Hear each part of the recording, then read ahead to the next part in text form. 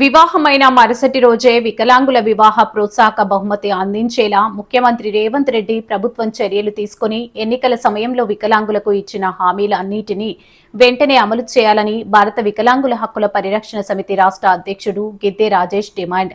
తెలంగాణ రాష్ట్ర ప్రభుత్వం పెండింగ్ లో ఉన్న వికలాంగుల వివాహ ప్రోత్సాహక బహుమతులను తక్షణమే విడుదల చేసి వికలాంగులకు వివాహమైన మరుసటి రోజే ప్రోత్సాహక బహుమతి అందించే విధానాన్ని అమలు చేయాలని భారత వికలాంగుల హక్కుల పరిరక్షణ సమితి రాష్ట్ర అధ్యక్షులు గిద్దె రాజేష్ డిమాండ్ చేశారు.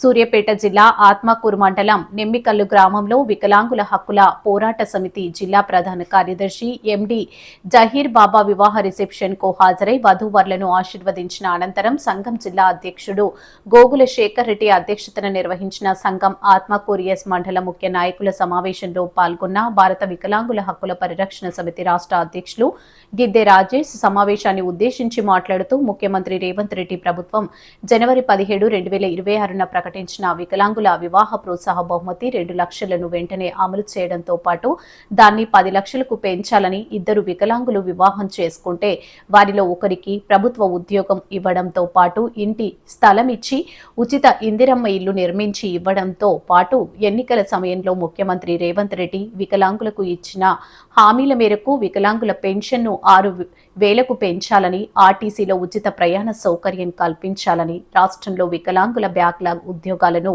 భర్తీకి నోటిఫికేషన్ విడుదల చేయాలని, రాష్ట్రంలో వికలాంగుల అట్రాసిటీ చట్టం 2016ను సమర్థవంతంగా అమలు చేయాలని, వికలాంగుల సంక్షేమ శాఖను మహిళా శిశు సంక్షేమ శాఖ నుంచి వేరు చేసి ప్రత్యేక శాఖగా ఏర్పాటు చేయాలని, ముఖ్యంగా కాంగ్రెస్ పార్టీ ఏఐసీసీ ఎన్నికల్లో ఇచ్చిన హామీ మేరకు తెలంగాణ స్థానిక సంస్థల ఎన్నికల్లో వికలాంగులకు ప్రత్యేక రాజకీయ రిజర్వేషన్ కల్పించేలా అసెంబ్లీలో చట్టం చేయాలని, ఈ రిజర్వేషన్ అమలు చేసిన తర్వాతే గ్రేటర్ హైదరాబాద్ ఎన్నికలు నిర్వహించాలని ముఖ్యమంత్రి రేవంత్ రెడ్డి ప్రభుత్వాన్ని డిమాండ్ చేశారు.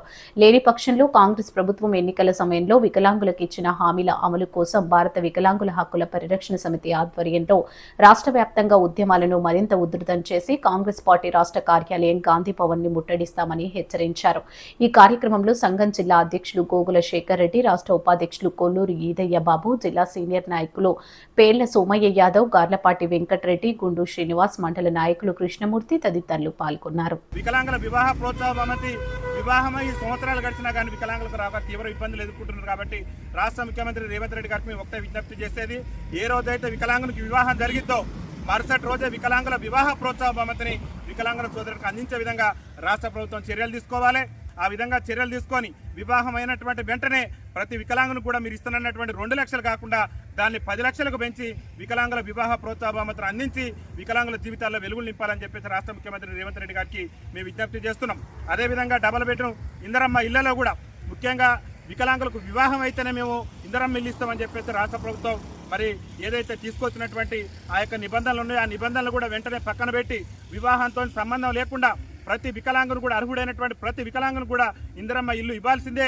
మీరు ఎన్నికల మేనిఫెస్టోలో చెప్పిన విధంగా వికలాంగుల పెన్షన్ 6,000 రూపాయలకు పెంచాల్సిందే, ఆర్టీసీలో ఉచిత ప్రయాణం ఇవ్వాల్సిందే, వికలాంగులకు కూడా స్థానిక రాజకీయాల్లో స్థానిక సంస్థల ఎన్నికల్లో రిజర్వేషన్ కల్పించవలసినటువంటి బాధ్యత మీ మీద ఉన్నది. ఎందుకంటే ఇవాళ తెలంగాణ శాసనసభలో 119 మంది ఎమ్మెల్యేలు ఉంటే ఒక్క ఎమ్మెల్యే కూడా మా సమస్యల మీద మేము ఎదుర్కొంటున్నటువంటి ఇబ్బందుల మీద కనీసం గలం కూడా వినిపించట్లేదు. కాబట్టి చట్టసభలలో వికలాంగులకు రాజకీయ ప్రాతినిధ్యం వస్తేనే మా బతుకులు బారుతాయి. కాబట్టి స్థానిక సంస్థల ఎన్నికల్లో వికలాంగులకు రిజర్వేషన్ ఇవ్వకుండానే ఈ రాష్ట్ర ముఖ్యమంత్రి గ్రామ పంచాయతీ ఎన్నికల్లో మరి నిర్వహించి మా వికలాంగుల సమాజానికి రాజకీయ అవకాశాలు లేకుండా చేసిండు. అరే ఏసీసీ ఎన్నికల మేనిఫెస్టోలో ఏమో వికలాంగులకు రిజర్వేషన్ ఇస్తా అని చెప్పేసి మాయ మాటలు చెప్పి మా ఓట్లను కొల్లగొట్టి ఈ రాష్ట్ర ముఖ్యమంత్రి గారు రేవంత్ రెడ్డి గారు చలామణి అవుతూ వికలాంగుల సమాజాన్ని తీవ్ర ఇబ్బందులకు గురి చేస్తున్నారు. కాబట్టి మీరు ఎన్నికల మేనిఫెస్టోలో చెప్పిన విధంగా వికలాంగుల సమాజానికి ఇచ్చినటువంటి అన్ని హామీలు నెరవేర్చాలి. ఈ రాష్ట్రంలో వికలాంగుల బ్యాక్లాగ్ ఉద్యోగాలను భర్తీ చేయాలి.